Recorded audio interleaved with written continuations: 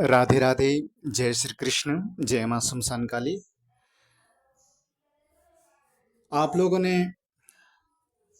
लोना चमारी के बारे में तो जरूर सुना होगा। बहुत से लोगों ने भाई पढ़ा भी होगा। हाँ, देखा नहीं होगा भाई, देखोगे भी कहाँ से। नाम हमने बहुत सुना है। एकमात्र ऐसी स्त्री तंत्र जगत में, एकमात्र ऐसी स्त्री तंत्र के इतिहास में, तांत्रिक की दुनिया में, तंत्र मंत्र की दुनिया में इतिहास जिसने रच डाला, एकमात्र ऐसी स्त्री जिन्होंने एक नहीं, दो नहीं, 40 नहीं, 51 कलुआ को सिद्ध किया। 51 कलुआओं को इन्होंने सिद्ध किया। तो आज हम उसी देवी के बारे में बात करने जा रहे हैं जो तांत्रिकों की जो इष्ट है। इनका गुरु कौन था? इनके साथ ना, देखो, जो कोई तांत्रिक बना है, कोई अघोरी बना है, कोई कपालिक बना है, कोई क्या बना है, कोई क्या बना है, सबकी अपनी अपनी मजबूरी है। हाँ, 1-2% अपने शौक से बनते होंगे, लेकिन ज्यादातर वो जब किसी मुसीबत से गुजरते हैं तब जाकर के उनकी परिस्थिति बस वो एक तांत्रिक या अघोरी या कपालिक या साधक साधिका वो बनता है। तो इनके साथ जो भी घटना घटी, जो भी इनकी जो है दुख भरी कहानी, हृदय मर्म स्पर्शी जो कहानी है, आज उसी के बारे में बात करेंगे कि यहां तक पहुंचने के लिए इन्होंने किन किन मुसीबतों का सामना किया। तो किन किन मुसीबतों का इन्होंने सामना किया, उसके बारे में आज बात करते हैं।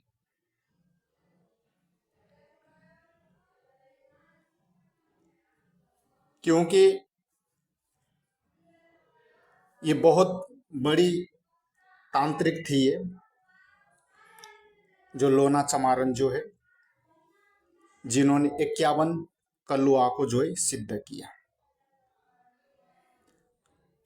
यूट्यूब में ऐसे बहुत सारे वीडियो मिल जाएंगे भाई, आप लोगों ने देखा भी होगा। सबको जो है अपने अपने अलग अलग, जितनी जो जैसी समझ उस हिसाब से समझ आता है। चलो, अच्छी बात है। खैर, समय को बर्बाद ना करते हुए कार्यक्रम का श्री गणेश करते हैं। आप सभी का पुनः स्वागत है। यह है यूट्यूब चैनल जिसका नाम है रहस्यमयी प्राचीन विद्या, जो कि यूट्यूब की दुनिया में एकमात्र ऐसा मायावी तांत्रिक चैनल है। आज तक ऐसा कोई यूट्यूब चैनल नहीं है कि जिसके नाम में माया भी लगता हो। एकमात्र ये ऐसा चैनल है, क्योंकि इसमें जो जितनी भी जो विद्या वगैरह देते हैं सब माया भी, इसलिए इसमें माया भी शब्द का यूज होता है। तो चलिए कार्यक्रम का श्री गणेश करते हैं और आज हम जानते हैं लोना चमारी के बारे में। जस कामरु चमारी लोना, कौन छरा पाढ़ी तो ओ टोना। तो ये लोना चमारी कौन थी? चमार जाति की थी ये चमारन। तंत्र मंत्र की दुनिया में दर्शकों बहुत ही चर्चित एक नाम है लोना चमारी। लोना एक परिवार की लड़की कैसे बनी इतनी बड़ी तांत्रिक, विश्व भर में विख्यात लोना चमारिन का क्या है इतिहास। 11वीं शताब्दी की एक सुंदर लड़की लोना चमारन कैसे बनी देवी या योगन, बहुत बड़ी रहस्य को उजागर करता आज चित्रगुप्त वंशज। खैर, हम उसको जो है बाद में बात करेंगे उसको हम, क्योंकि वीडियो काफी लंबी चौड़ी ना हो जाए, तो उस बात का भी मुझे थोड़ा ध्यान रखना है।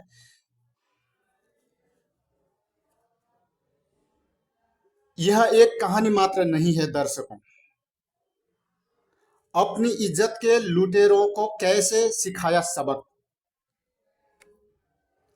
11 ठाकुरों के परिवार को अबला लोना चमारिन कैसे उतारी 11 ठाकुरों के मौत के घाट।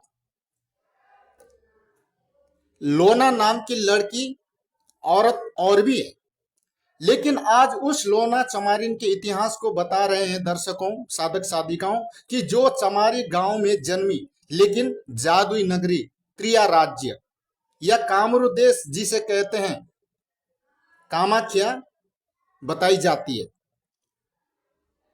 जिसके नाम से चलता है ये हमारा साबर मंत्र। लोना चमारी कौन थी? जी हां, तंत्र मंत्र की दुनिया में बहुत ही चर्चित देवी या योगन लोना चमारी। ये जो अभी स्क्रीन में आप फोटो देख रहे हैं, बहुत से लोगों ने, लॉकडाउन से पहले की बात है, कि ये फोटो किसकी है और ये कौन सी देवी, इसका नाम क्या है। भाई पहले मुझे भी पता नहीं था, लेकिन जब मैं तंत्र मंत्रों का गहन अध्ययन जब करता गया, तब पता चला कि ये देवी लोना चमारिन है, जो साधना रत है। अभी देख सकते हैं स्क्रीन पर आप। एनीवे, बहुत ही चर्चित नाम। तंत्र जगत में जो तांत्रक है, साधक है, इस नाम से कोई पीछे नहीं, हर कोई जानता है। सबको पता है कि लोना चमारिन को, एक आधे होंगे बिरले की जो इनके बारे में नहीं जानते। तो ये बहुत ही चर्चित नाम देवी लोना चमारी भी कहते हैं, योगन चमारी भी कहते हैं। भारत देश के पंजाब प्रांत के अमृतसर में एक चमार परिवार में जन्मी ये लड़की परियों के समान सुंदर लड़की थी। बालपन से ही उसकी सुंदरता पर मोहित हर किसी की मतलब गंदी नजर पड़ने लगी थी इस लड़के के ऊपर। वाकई में हकीकत में सुंदर थी कि मानो कि आसमान से धरती में परी उतर आई हो। तो आज इसी लोना चमारिन की जो है इतिहास को उजागर करने जा रहा हूं मेरे दर्शकों, साधक साधिकाओं। यूट्यूब की दुनिया में पहली बार लोना चमारिन के नाम से बहुत सारे साबर मंत्रों की सिद्धि की जाती है। तो ऐसा मानना है लोना चमारिन द्वारा अपने नाम से बधित ये सभी साबर मंत्र अचूक फलदायी होता है। लोना चमारिन का जो साबर मंत्र किया है, सभी तांत्रिकों को ज्ञात है, अच्छी तरह से जानती जो तांत्रिक जो तंत्र लाइन में है। अब अनभिज्ञ लोगों के लिए थोड़ा अंत में बता देंगे। तो चलिए सबसे पहले प्रकाश डालते हैं इनके इतिहास के ऊपर। लोना चमारी का इतिहास क्या है? फिलहाल आते हैं कि लोना चमारिन के इतिहास पर। तो मेरे दर्शकों, साधक साधिकाओं, ये लोना चमारिन जो है पंजाब राज्य के अमृतसर जिले में चमारी गांव की रहने वाली थी। असम राज्य के आसाम में एक राज्य है जिसे कामाख्या कहते हैं। कामरू कामाख्या जिला कामाख्या में जाकर इन्होंने अपनी सिद्धि प्राप्त कर एक विश्वविख्यात योगिनी जो ये क्या बनती है। तो आखिर एक पंजाब की लड़की असम राज्य के कामरूप जिले में कामाख्या शक्तिपीठ पर कैसे पहुंची, और वो भी 11वीं शताब्दी में। इसकी पूरी कहानी बहुत ही रोचक और रहस्यमयी है। तो सारे रहस्यों का पर्दाफाश करने के लिए तो मैं तैयार हूं, आप लोग भी तैयार रहिए। कान खड़े करके सुनिए, दिल की गहराई में इसको उतारिए। अमृतसर के छोटा सा चमारी गांव, वहां से शुरू कामाख्या शक्तिपीठ तक का सफर, वो भी क्यों और कैसे। चमारी गांव में एक चमार जाति का छोटा परिवार रहता था।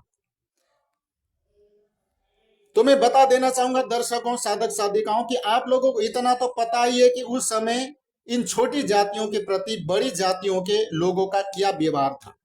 माने जाति पाति का मतलब भेदभाव, उस समय उस चमार परिवार की भी दशा वही थी।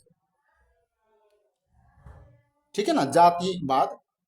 तो उस चमार परिवार में एक बहुत सुंदर लड़की का जन्म हुआ। इतना सुंदर थी कि वो बालपन से सभी मोहित थे।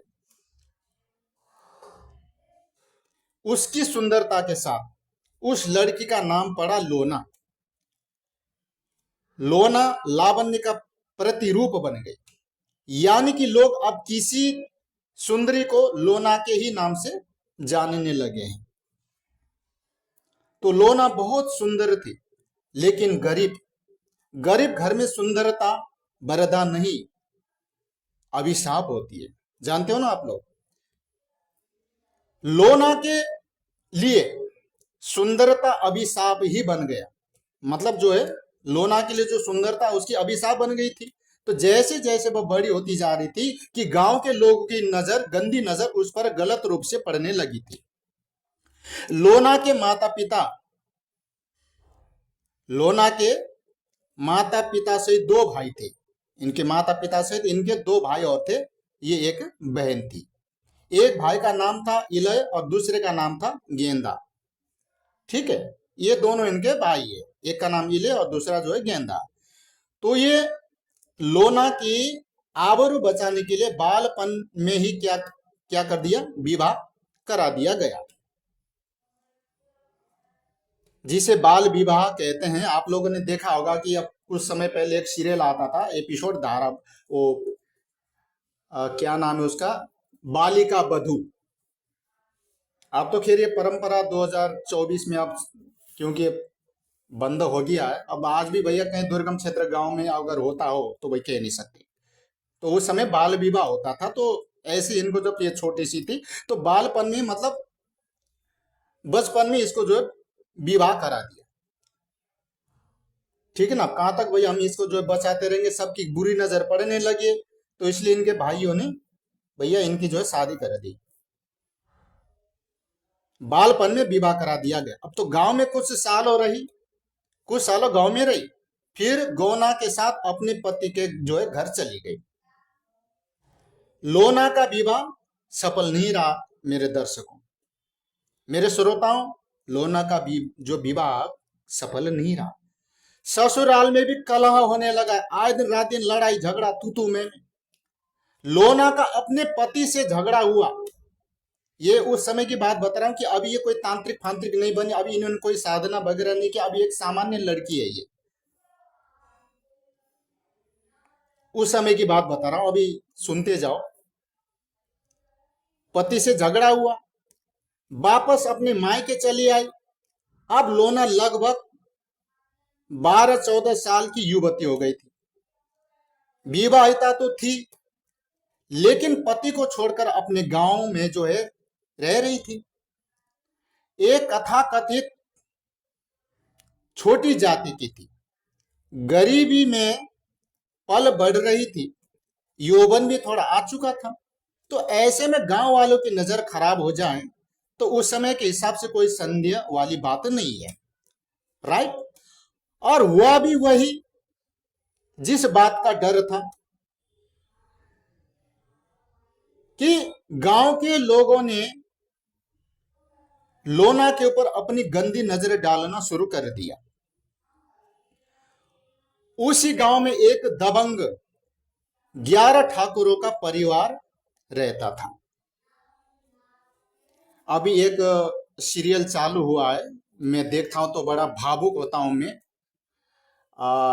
गहना नाम का सीरियल है, आप लोग देख लेना, बहुत अच्छी मतलब धारावाहिक है, सीरियल है, बहुत बढ़िया। मतलब उसमें दर्शाया गया कि एक गरीब परिवार में, गांव के जो गरीब किसान की बेटी के ऊपर इन ठाकुरों का जो धनाढ्य जो होते हैं किस प्रकार से कैसे जुल्म करते हैं, तो वो दर्शाया गया, उसमें दिखाया गया। आप लोग देखना, ये सोमवार से लेकर के तुम्हारे शनिवार तक आता है। ये हफ्ते में जो है 4-5-6 भाग इसका आता है, 5 भाग तो लगाए लो, 5 एपिसोड गहना। तो सेम यह कहानी है। तो 11 ठाकुरों के जो परिवार की जो गंदी नजर इन पे पड़ गई।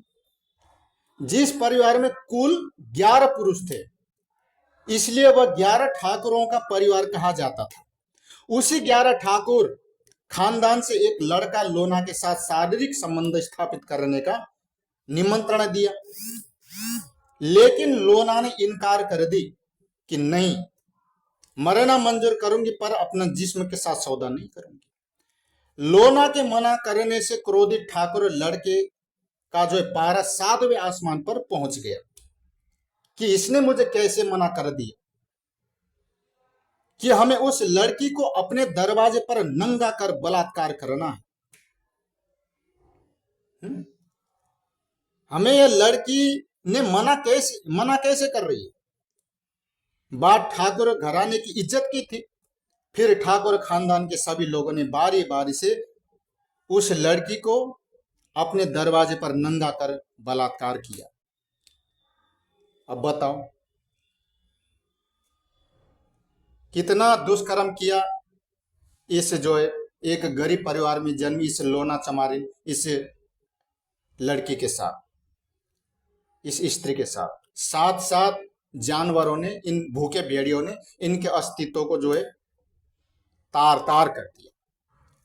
लोना अभी अधयुवा थी। अधयुवा का मतलब समझ रहे होंगे। अभी उसका यौवन पूरी तरह परिपक्वता भी जो है नहीं था। यौवन पूरी तरह परिपक्व भी नहीं था। तभी उसके साथ इतनी बड़ी दरिंदगी भरी घटना घट गई। तब न ही कोई कोर्ट या सुप्रीम कोर्ट था, न संविधान, न ही राजा के पास ऐसी घटनाओं की सुनवाई के लिए उस समय ये जो है कुछ भी नहीं था। उस समय ज्यादातर राजा महाराजा भी तो छोटी छोटी जातियों की लड़की और औरतों का शोषण ही तो करते थे। भाई इतिहास के पन्ने पढ़ो आप लोग, तो ऐसे होती थी भाई राजा। तो राजा ऐसे मामलों की सुनवाई करता भी था तो जीत बड़ी जातियों की ही होती थी। तो लोना की दुर्दशा पर पूरा गांव हंसता रहा। चलो कोई बात नहीं, किसी ने उन 11 ठाकुरों के तरफ उंगली उठाने की सोच भी नहीं रखी। किसने इस अबला स्त्री के साथ कैसे किया? किसी की हिम्मत नहीं हुई कि उन 11 ठाकुरों के प्रति उंगली उठाए। किसी की हिम्मत नहीं, उंगली उठाने की सोच भी नहीं रखी।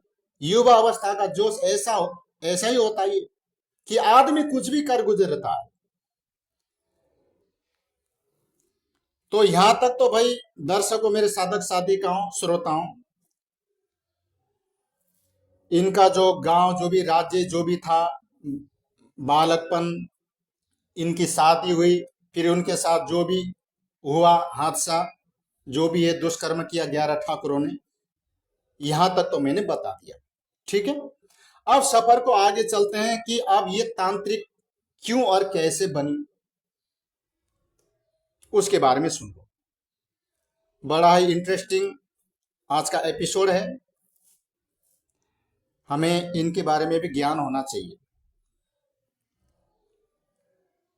लोना चाहती थी कि अपने ऊपर हुए इस अत्याचार का बदला लेना, लेकिन लोगों के सामने बदला लेने का कोई रास्ता दिख नहीं रहा था।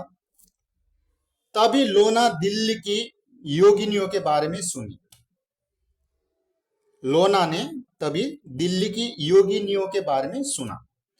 लोना शुरू से ही तरह तरह की कहानियां सुना करती थी। तो उस समय तंत्र मंत्र का प्रचार प्रसार जोरों पर था।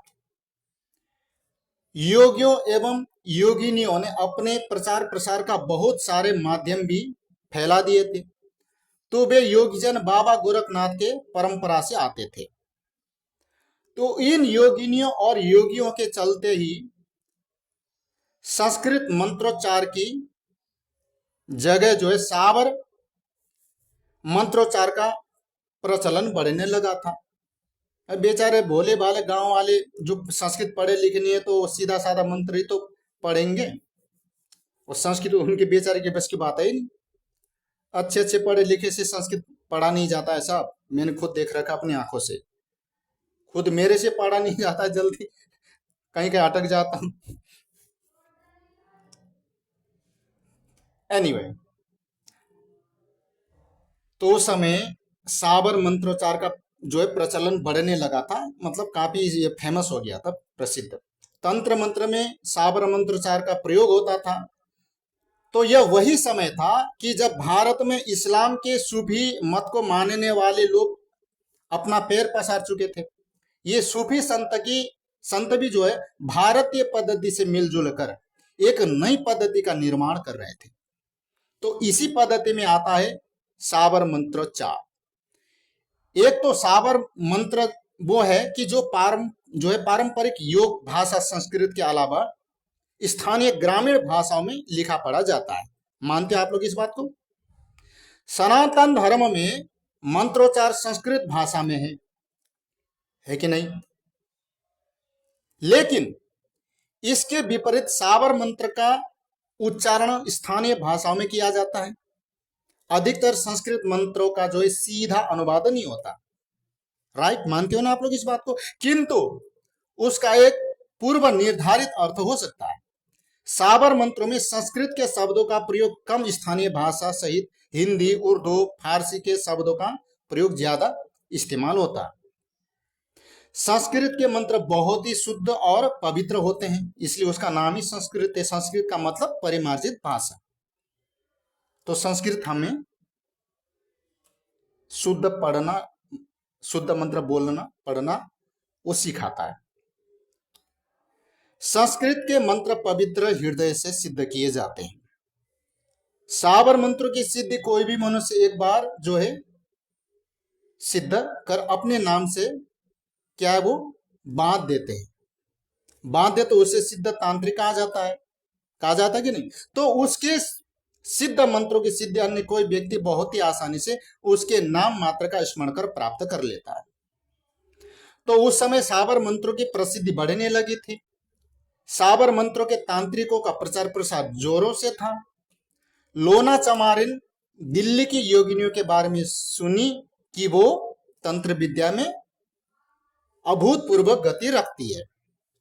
तो ये लोना ने सुना, तो लोना को अब दिल्ली की योगिनियों की कहानी दिमाग में बैठ रही थी। तो दर्शकों, एक दिन लोना उन योगिनियों से मिलने के लिए बिना किसी को बताए घर से दिल्ली के लिए निकल पड़ी। दिल्ली का जो प्राचीन नाम है इंद्रप्रस्थ, अब तो नाम ही चेंज कर दिया। तो दिल्ली के लिए निकल पड़ी किसी को बता बगैर, चुपचाप। तो लोना चमारी का जो गांव है पंजाब से, देखो पंजाब से पैदल ही दिल्ली अपने को जो है बचते बचाते जो है पहुंची। उन योगिनियों की तलाश पूरी कर मिली। अब देखो पंजाब से दिल्ली तक पैदल ही पैदल है, अपने आप को कैसे न कैसे बचते बचाते हुए।